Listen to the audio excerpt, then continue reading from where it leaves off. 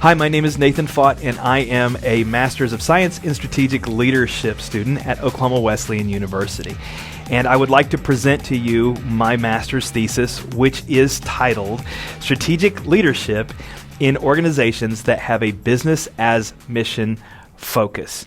And so to begin, I really want to start with some definitions. Let's define what we mean when we say strategic leadership. So first of all, strategic leadership is not just being a more efficient leader. Let's not just do the same things, but let's just get better at them, quicker at them, faster at them. Not that there's anything wrong with that, but strategic leadership looks at what are new ways of doing leadership and how can we find new tools, new avenues, new strategies for being better leaders, or in what way can we just be new and better leaders? So not just efficiently, right, but defining leadership in new ways. The second definition we're going to talk about is this idea of business as mission, BAM or BAM. Business as mission is not organizational philanthropy. It is not corporate social responsibility. So it's not this idea of we're going to take our revenue, we're going to take our productivity, our products, our resources, and give them away in a philanthropic way. Rather, business as mission supplies resources, supplies services to those in need in their communities and globally, but takes it a step further. Business as mission states that we're going to leverage business in a missional way, in that we want to share the gospel of Jesus Christ because we believe in kingdom business. We believe in kingdom organizational growth. But the second thing is that we want to empower people. A business as mission organization wants to empower people to then be resourceful for themselves. And if you notice, I'm using the word we, and at the end of this, I'm going to actually share a personal testimony because I am a leader in an organization that does business as mission. And so there are three components that I presented in my thesis using literature, using data, using research that comes about building this idea of strategic leadership in an organization that has a BAM focus. And the three components were this. Number one, style, like leadership style. What kind of leadership style is good? What type of leadership styles work in organizations that have a business as mission focus? And so I'm going to talk through a little bit of that with you. The second thing that we presented with research and literature and data is the idea of emotional intelligence. What is emotional intelligence? What are the components of it? And how does it help leaders within an organization that has a missional focus? How does it help them be more strategic leaders and develop people underneath them to be strategic leaders in these types of organizations? Then the third component is strategic planning. So how does strategic planning actually work in these type of organizations, in a BAM organization? What does that actually look like? And so let's dive in. We're going to start with leadership styles. And in the literature review, we talked about 4 different styles of leadership and what that looks like in BAM organizations, business as mission organization. The first one is authentic leadership. And authentic leadership is this idea of transparency. It's the idea of authenticity.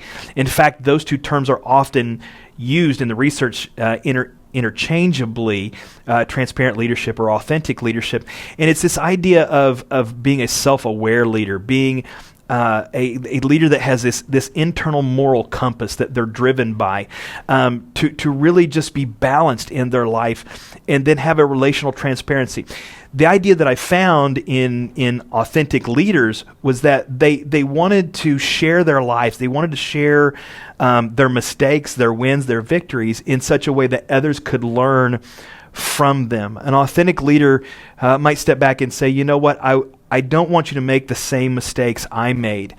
And so it's not about just, I want to be authentic because I think that my way is the best way. No, in fact, there are times when I really mess it up. And so authentic leaders have this self-awareness about them. They have like this moral kind of drive to say, I want you to be better. And I believe that my authenticity can help you better understand that idea of leadership and what that looks like.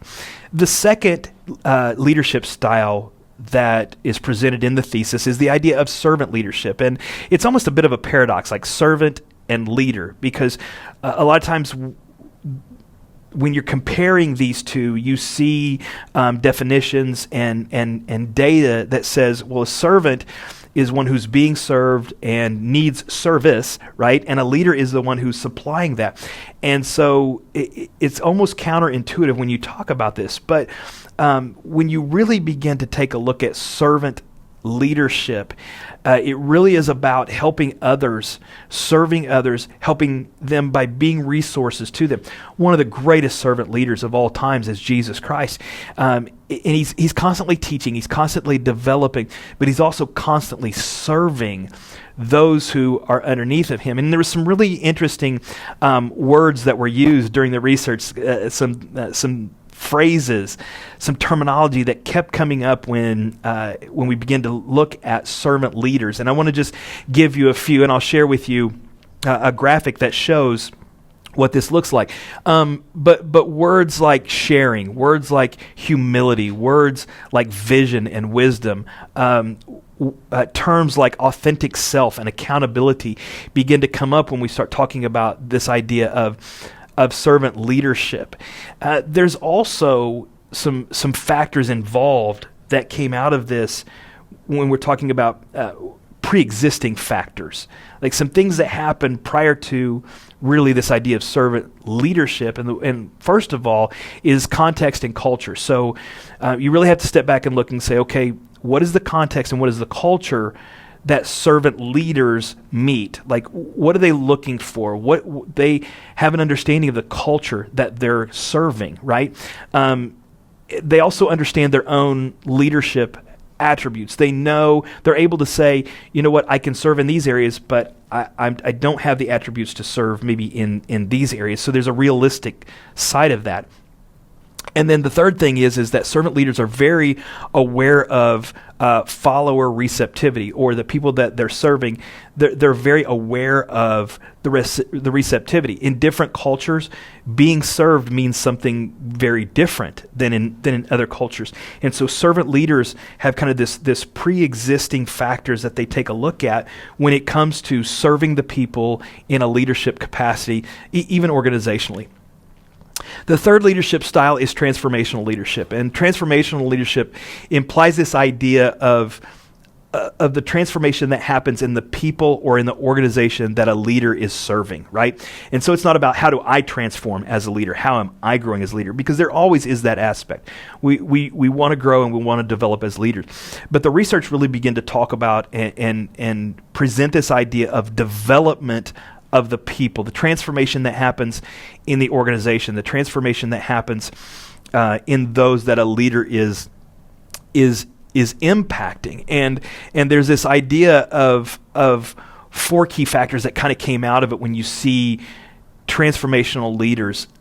They want to influence, they want to motivate, but they want to do so in such a way that it builds momentum. And so you begin to look at the research, you begin to look at the data, and you see that transformational leaders are actually looking not to just make you feel good in the moment, not just motivate you in the moment, but they find ways to build inspiration in you that when they're not around, the motivation keeps going, right? So that's a transformation that begins to happen that leaders want to be catalyst for. There's an intellectual stimulation. They reason with their people. Transformational leaders are able to sit down and help people understand the why of what I'm asking you to do or what direction the organization is going on. And then the fourth factor that you really begin to see that comes out of transformational leadership is individualized consideration. I know that individuals in my team, in my organization, have different needs. They have different experiences. They have different skill sets. And a transformational leader takes a look at developing those different and unique qualities and addressing those different and unique qualities. The fourth leadership style is transactional leadership, and the comparison between transactional leadership and transformational leadership happens really within the research that comes out of Northhouse. He really begins to sit down and describe these two side by side, because transactional leadership is kind of a novice approach to leadership. It's kind of where we all start as leaders, right? We have our first job, we get our title as a leader, and the idea is I'm going to lead you, and we're going to do this kind of like contingency reward. If you show up to work, then you're going to get a paycheck. If you sell XYZ, then you're going to get a commission. And so this is called contingent reward. The rewards that you get when I'm your transactional leader, I'm looking for a transaction to take place. I'm going to supply a job, a place for you to work. I'm going to supply resources, equipment. You're going to supply to me good stewardship of those resources, showing up to work on time, giving your best. And when those transaction happens, there's rewards that come out of that. That might be bonuses, that might be raises, that might be promotions. And so there's a transaction that happens. Conversely, there's also consequences, and that's like kind of this management by exception. Okay, so I'm going to assume that you show up to work and you get these rewards, but the exception also happens when we really, and transactional leaders are looking for that way to go, okay, but I asked you to do this and you didn't do it, or I asked you to do this and you were able to do that, so we can have this transaction happens. And in BAM organizations, the reason why this is important is because when there's this focus of building a business that also has a missional idea, you do want to take people and bring them into leadership that may start transactionally, right? You're the first time leader, you're teaching them how to lead, and it really is from there's nothing wrong. In fact, there's a lot of benefits to transactional leadership, especially in the beginning. You're learning how to lead. But from there, we want you to learn how to be a servant leader. We want you to learn how to be a transformational leader. We want you to learn how to be an authentic leader. So there should be growth in those areas. Then when it comes to emotional intelligence, we take a look at what that actually looks like in organizations that have a business as mission, and how do strategic leaders not just do it better, but how do they find new ways of leveraging that? And so a lot of the research, a lot of the data came out of Goldman and several of his counterparts that actually did research together and present this idea of emotional competencies that really kind of started in the 1990s and has really come on strong as you see things grow, becoming even popular to talk about emotional intelligence. And with that, the understanding that the research presents is that intellectual capacity, intellectual competency is not necessarily taking a step back or taking a back seat to emotional intelligence. Rather, it's a starting point. Like, you have to have certain capacities to lead. You're going to have to be able to communicate. You're going to have to be able to have a little bit of personality, personal skills, things of that nature. If you're a leader in accounting, you got to have some capacity, some competency when it comes to the skills of accounting. But that's just a starting point. And emotional intelligence then says, okay, so how do we go beyond just I have some capacities to really, how do I impact and influence and motivate and inspire through emotional intelligence? And so Goldman is one of the researchers that really comes to the forefront in the beginning of understanding that. And he takes 4 different competencies that are emotional intelligence competencies, and he splits them into 2 categories. One category being personal competencies, and the other category that is social competencies. And the personal competencies are self-awareness and self-regulation or self-management. And then the social competencies are social awareness and relationship management. And so this really works out for strategic leaders, first of all, to have that self-awareness. Competency number 1, self-awareness. And this idea of really understanding how my emotions, how my actions, how my words affect the people I'm working with, the people that are around me, the people within my organization. And so strategic leaders have a way of really kind of just stepping back, and they have a desire for growth. They take action, and then they use that desire and action then to step back and observe themselves and make adjustments or recognize patterns as they grow. So that's that idea of really kind of just being self-aware so that I can be the best for my organization and my people. Self-management then says, okay, I'm self-aware, but now how do I manage those actions? How do I manage my emotions? How do I manage? So, for example, in a strategic leader who has a high emotional intelligence competency knows that, hey, when I get tired, when I get exhausted, when I'm not feeling well, those are times I need to be really careful as a leader, because when I'm tired, when I'm exhausted, when I'm not feeling well, I might my temper I might have a little bit more short temper. I might be a little less caring. I might be a little bit less flexible or understanding with my people. So that self-management, there's this awareness that comes out of the data and the research that says when you're able to self-manage, you're aware of what you're going on, but then you're able to navigate those emotions and those feelings and those places where exhaustion and or sickness or something of that nature, where there's this kind of challenge that comes, a place where there's discomfort out of that, and then how do you manage that as a leader? Then the idea of social awareness. So component number 3 of emotional intelligence is this idea of social awareness. And it also, the research kind of showed that there was, the word empathy is used a lot of times when we're talking about social awareness. So can I really sense what others are going through? Can I sense what others are feeling? So when I act a certain way, am I able to see the response of somebody and say, you know what, I realize that they're exhausted right now, so maybe they didn't mean to snap at me. That's a social awareness. That's empathy, to understand, you know what, this person has had a lot going on in their life right now, and me adding things to their plate is only causing more stress in their life. So that is this idea of social awareness. And organizations that have a business as mission focus need strategic leaders to be able to take a look at everything that's happening in the organization, because we're serving others, we're giving, we're developing, we're empowering others. And so there has to be this social awareness. And the research also presented this idea that there was organizational awareness. So organizations can become aware. And so let's say, for example, when a BAM organization is doing a missional focus, let's say globally, they're aware of that culture. The organization itself is aware of how they have to move within other organizations within the same industry, but in a different country. So there's this kind of idea of not just a simple internal strategic leader awareness, but the organization itself has a social awareness. And then finally, this idea of relational management. So how do we manage the relationships that we're in this emotional capacity to bring self-awareness, self-management, empathy, bring them all together, and then really manage that. And one of the observations that came out of the research I found is that if you're not careful, relationship management is a place where leaders can be most vulnerable for manipulation, to be a manipulator.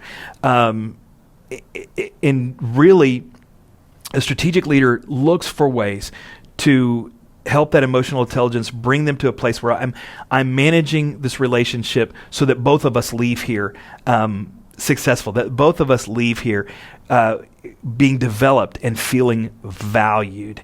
And so the 4 components of emotional intelligence really kind of work themselves into the leadership styles that are best suited. When you talk about being a servant leader, being an authentic leader, being a transformational leader, these 4 components of self-awareness, self-management, that the idea of being empathetic, the idea of managing relationships really kind of come together in the idea of leading and style of leadership and how that works when we're missionally serving people beyond just a product, beyond just a service, beyond just our bottom line.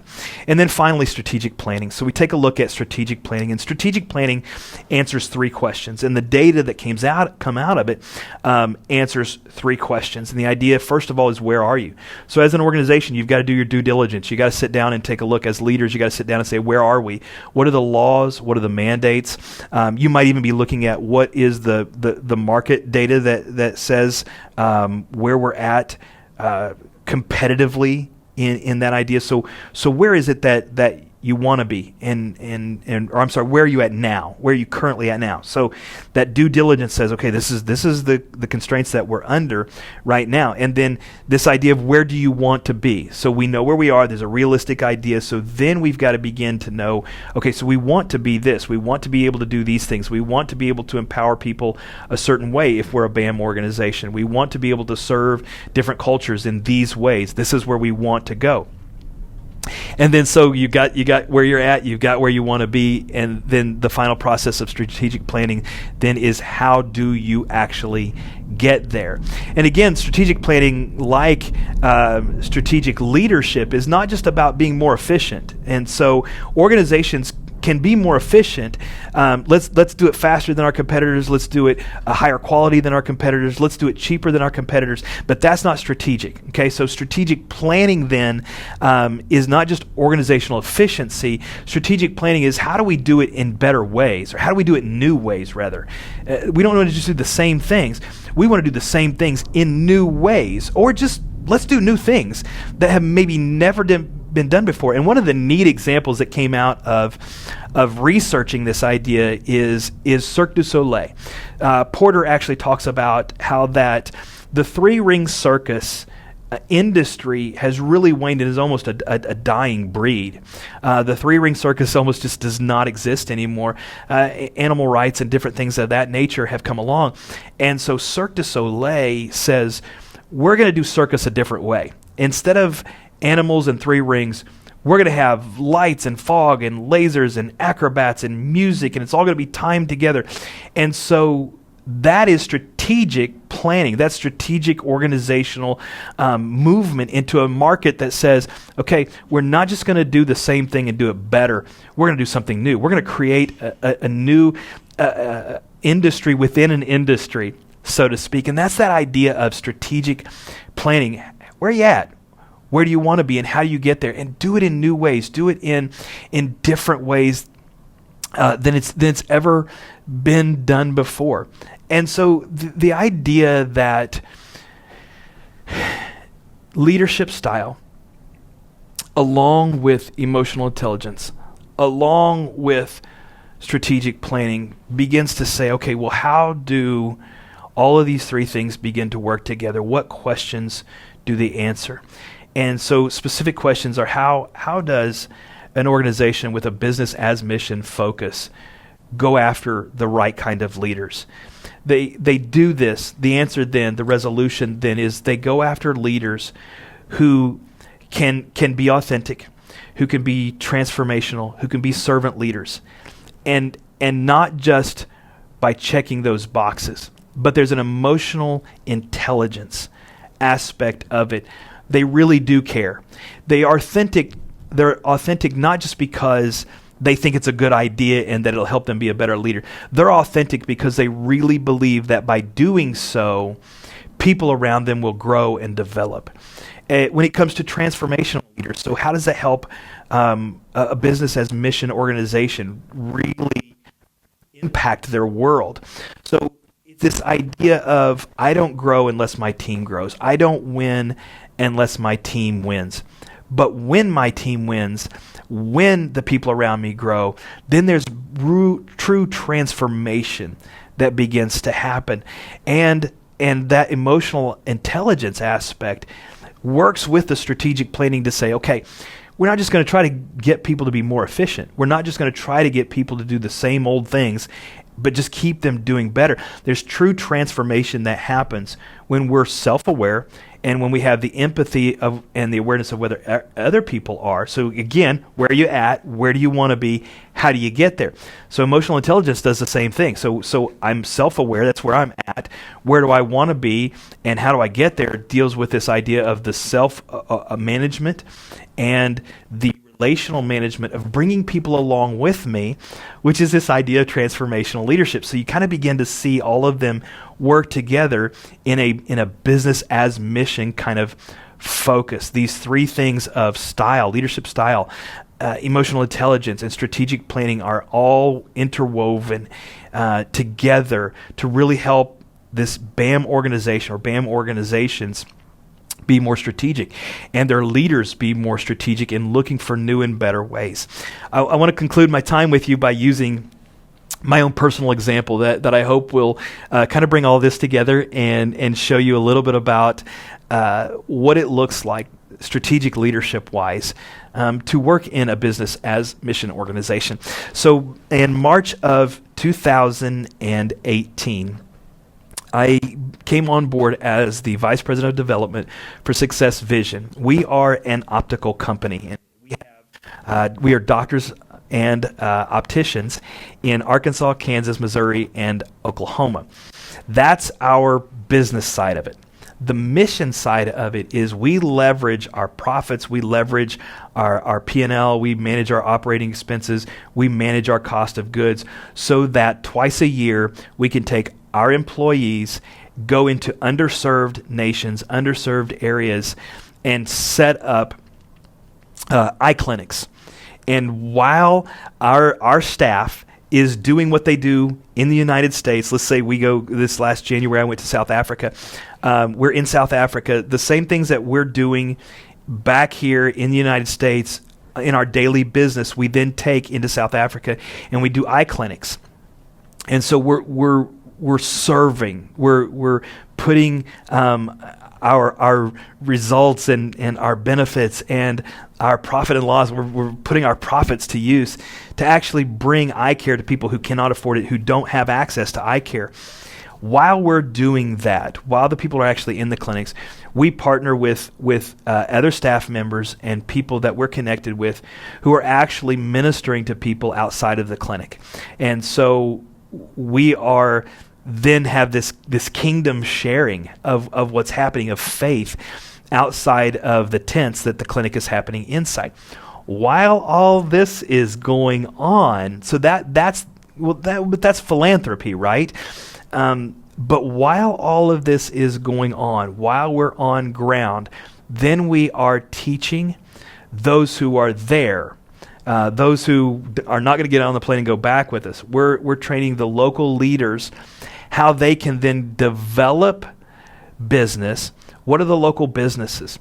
So, for example, I met with Mike Arndt in South Africa, and who did this. As a businessman, he went to South Africa and began to teach local leaders how to start a coffee shop, how to run a school, how to build a furniture. They build furniture business, and a restaurant. And so we work with these leaders on ground to then produce their own resources, to produce their own businesses that thus then share their profits, their benefits. And so there's this kind of multiplication that begins to happen. And that takes it beyond philanthropy. So when you talk about strategic leadership, we're not just talking about serving. We're not just talking about going and doing leadership. We're talking about reproducing, that transformational, that emotional intelligence that says, you know what, I see where you're at.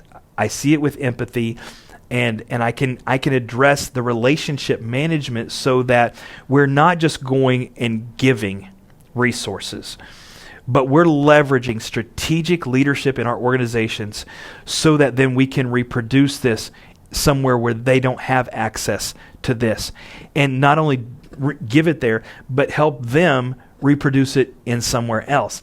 And so one of the neat things that I got to experience as I close my time with you today is that while in South Africa, we're doing the clinics, we're doing the eye care, we're reaching out to people who are in just really horrible poverty. They do not have access. They cannot get to an eye doctor. They cannot read a simple book to their child, read a bedtime story. They can't do that. They can't see. And so while we're helping them do that, that's maybe a philanthropy part of it. While we're doing that, we're also working with leaders on ground. We worked with a guy in a coffee shop owner. We worked with a restaurant owner.